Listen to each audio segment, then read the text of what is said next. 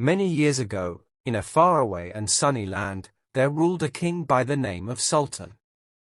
He was gentle-mannered, handsome, and learned.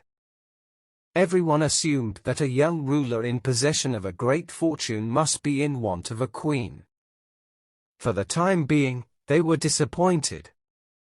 "He shows no interest at all in the fair sex," said the Lord Krillin, as he was retiring to bed. His wife, who was a romantic soul, replied, "No doubt he is a one-woman man. When he finally falls in love it will be forever." Downstairs in the castle, it livened up the lives of the kitchen maids to talk about which noble lady was most likely to catch the king's eye. At the end of a long summer's day, they sat outside in the herb garden and gossiped in low voices. "Princess Eliza is to be presented at court next week. They say she cuts a figure to match her pedigree." "Yes, but has she got brains?" said the cook, who actually spoke to the king on occasion, and knew him better than anyone else who worked in the kitchen. "Our noble lord is a man of refined tastes. He needs a woman who can hold his interest on subjects such as art and music." "Ha! That's a good one. Since when does a man want to discuss art and music with a woman?" "Well, I'm telling you that's exactly what the young king wants. There are plenty of fine-looking young ladies at court, but none can interest him." A year went by, and there were many opportunities for eligible girls to be noticed by the king. They flocked to the festive dances at the palace. They crowded the jousting tournaments, showing off their finest bonnets. Their parents shelled out huge sums of money for sumptuous coming-out balls. But did the king so much as glance at a princess? Only by accident it seemed, or if he absolutely could not avoid giving one a few moments of attention. He did not care for dancing. He took no interest in fashion. He had no small talk. His sole interest was to rule justly and wisely. "Well, I think it's scandalous," said an aged duchess, who was famous for her evening soirees and her forthright opinions. "It's positively ungracious for a monarch to take his work so seriously. A king should provide gaiety and lively interest at court, either that or go and fight battles in faraway lands. It has to be one or the other. He has no business being so pious and hard-working." For several more months, matters did not improve. There was almost nothing to gossip about at court whatsoever. Then at last there was an event to set tongues wagging.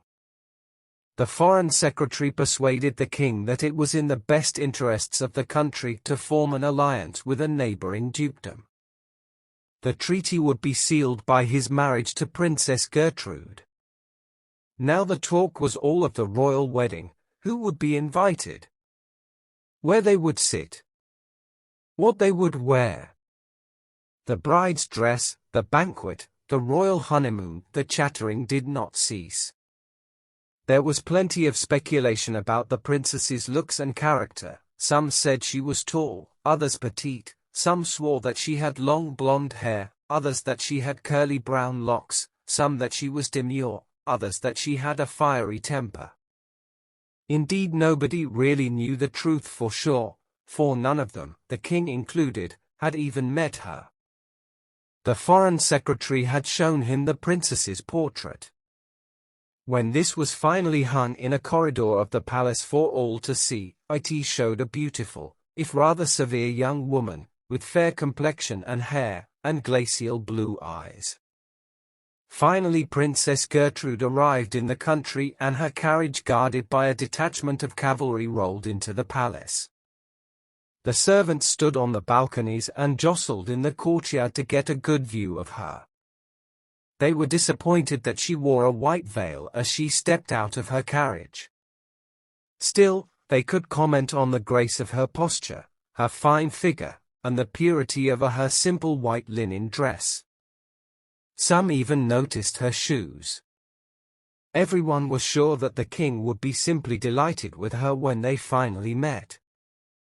However, it was not long before rumors started to leak out that the king was not so pleased with his bride of diplomacy.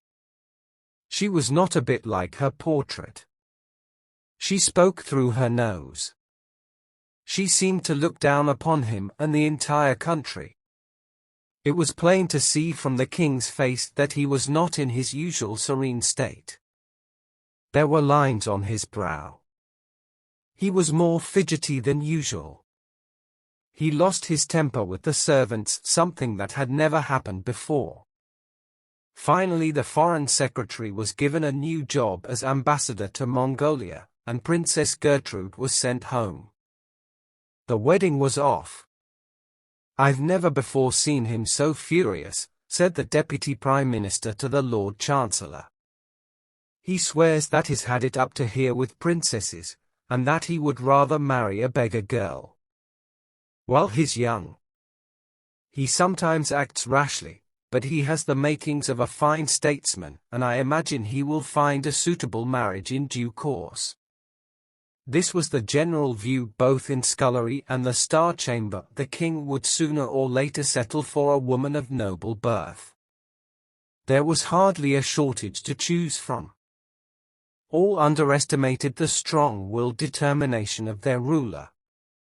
A few days later, when he was returning from hunting, he came across a crowd of beggars hanging around by the east gate to the city. The king dismounted and began to distribute gold coins from his purse. "Kneel, you dogs!" called out the captain of the guards. King Sultan indicated with his hand that there was no need to bluster at these poor fellows, however. Then he noticed a young woman who was selling wild flowers. A few bluebells was all she had to offer. Her dress was plain and patched in places, but its simplicity suited her. Her feet were bare, but what pretty feet! Her hair and her eyes were brown. There was an appealing innocence about her. "How old are you?" asked the king. 18, replied the maid. "And your name?" "Amanda, sir." Then she was astonished to see the king kneel down before her. He took her hand and looked up into her brown eyes and asked, "Fair Amanda, will you marry me?" "Excuse me, sir?" "Do not be afraid. I will walk with you to the palace." "Sergeant, take my horse." And the king and the young beggar maid walked arm in arm through the streets. Those who saw them said that they were chatting like old friends.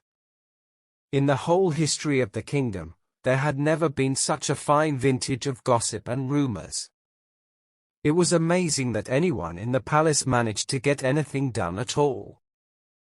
Everyone was discussing the king's intention to marry a girl he had found on the street.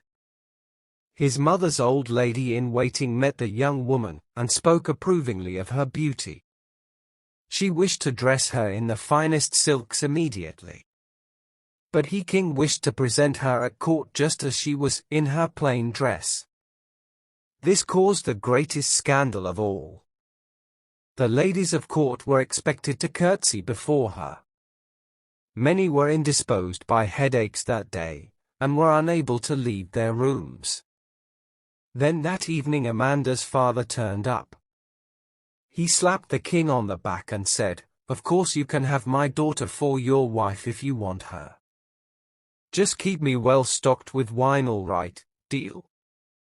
The king looked uncomfortable, and the Krillin led the man away and showed him the back gate to the palace. When the future queen heard of her father's treatment, she had words with the king. In front of the whole court she said, "Who do you think you are? He's my dad. If you want to marry me, you'd better treat him right, or else I'm back off to the gate to sell my bluebells. We might be low life in your eyes, but we are a proud family." The king apologized and sent his guard to chase after the man, bring him back and give him a room and all the wine he asked for. Things settled down, and the next day the king consented for her to be dressed in fine clothes. Everyone in court had to agree that she was as beautiful as any noble-born woman, and perhaps rather more headstrong. When the king asked her if she would care to dance, she replied, "Not bloomin' likely. We don't have time for that sort of thing where I come from. All you people at court haven't got anything better to do with your time. I'd rather do something useful like skinning a rabbit." Then she came to the kitchens and told the cook off for not putting enough salt in the soup. She went out into the garden and rearranged the flower pots. She spoke to the guard on the gate and told him to stay awake because if she caught him dosing on the job he would be for it. In general, she soon gained a reputation at court as a feisty young lady. "The king will never marry her," said the cook, one evening, to the servants as they sat in the herb garden. "He's far too sensible. I'm sure he will find a polite way out of this fix he's gotten himself into." Perhaps the king did not like to back down so publicly from his declared intention to marry the girl. Or perhaps he could not think of a plausible excuse. Or perhaps he really did love her, because a month later, King Sultan was married to the beggar girl. Although his life after that was not quite so peaceful as it had been before, it was never dull. And that was the story of the king and the beggar maid, with details imagined and added in by Bertie. Bertie says that the story was also one of the inspirations for George Bernard Shaw's play about a flower seller called Pygmalion, which became the musical My Fair Lady. And before I go, I would like to read you a poem by Lord Alfred Tennyson. Her arms across her breast she laid. She was more fair than words can say. Barefooted came the beggar maid before the King Sultan. In robe and crown the king stepped down to meet and greet her on her way. "It is no wonder," said the lords. "She is more beautiful than day, as shines the moon in clouded skies. She in her poor attire was seen. One praised her ankles, one her eyes, one her dark hair and lovesome mien. So sweet a face, such angel grace, in all that land had never been." Sultan swore a royal oath. "This beggar maid shall be my queen."